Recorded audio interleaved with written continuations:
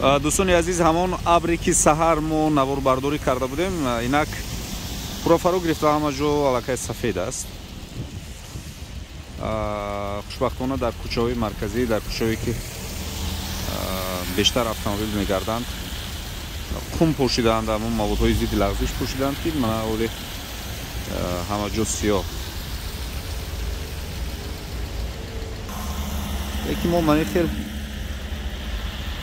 اتومبیل های میبینیم علاقه برای یخ نکردن همون آینه توزه کنک همین گونه گذاشتن، خیلی عاقلانه. چون برف است لیکن ظاهرا معلوم می شود که همین راننده ها با احتیاط اتومبیل میرانند،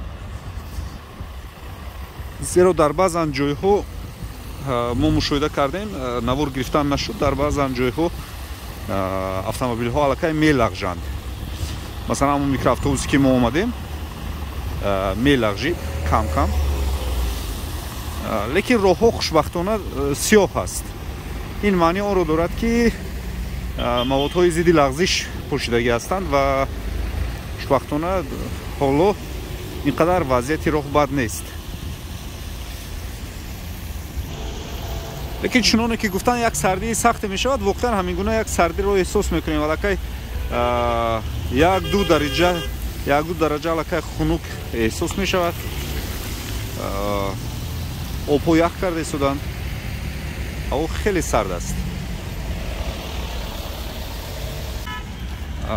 برای اتومبیل ها اینجا ایستادن کمی معماست، چون که پس از ایستادن حرکت کردنشون مشکل. خب ما این قسمتی بالایی 20 میکرانوهیه بعضا اتومبیل ها همون چراغ خود رو در رژیم صدموی گذاشته آمده شدند. این معنی آن رو دارد که آنها با احتیاط آهسته اتومبیل میرانند. البته احتیاط باید شد در این گونه حالت ها، چون زمستان این سال خیلی سرد آمد، باید احتیاط شویم که صدمه نشود.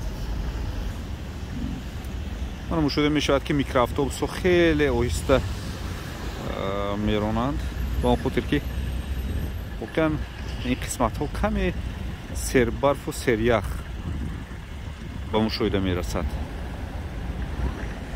خدا کند که هیچ کس به صدمه دچار نشود و همه سوق سلامت به خانه خود رفته رسند. زیرا کارمندان مقاماتی راه نیز خیلی مهنت میکنند به خاطر آنکه این مردم صحت و سالم باشند و به خانه های خودشان روند.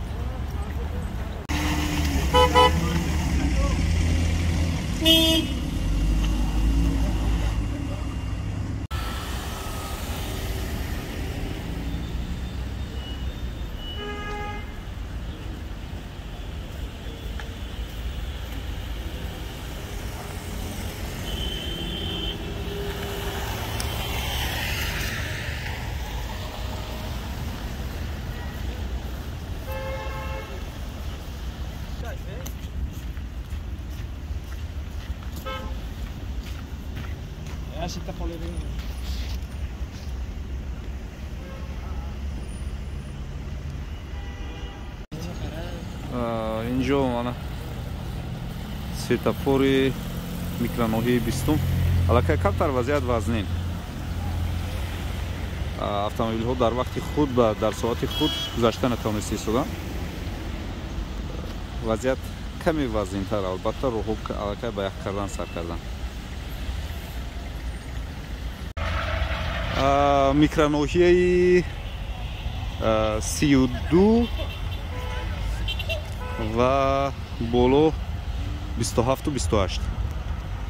همین رو علاقه وضعیتش کمی وزین، چون که اتومبیل ها راه گشته نمیتونند، من میلغزم، تماما جلو میده نمیتونند. وضعیت اینجا وحیم به قوله تو کمک میکنن برای برآمدن. ما هم یک چند اتومبیل های تیله کرده برآوردیم. همین ماشین ها برآمده نتوانست ایستاده، متاسفانه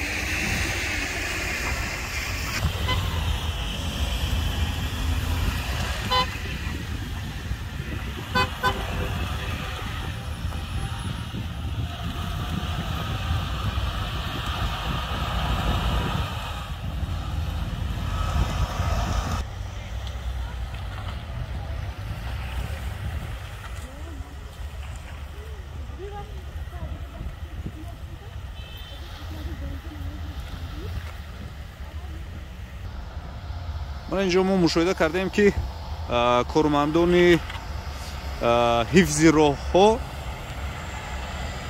خوب میپرتویند، ریگ میپرتویند برای آنکه اتومبیل ها از اینجا خلاص شوند.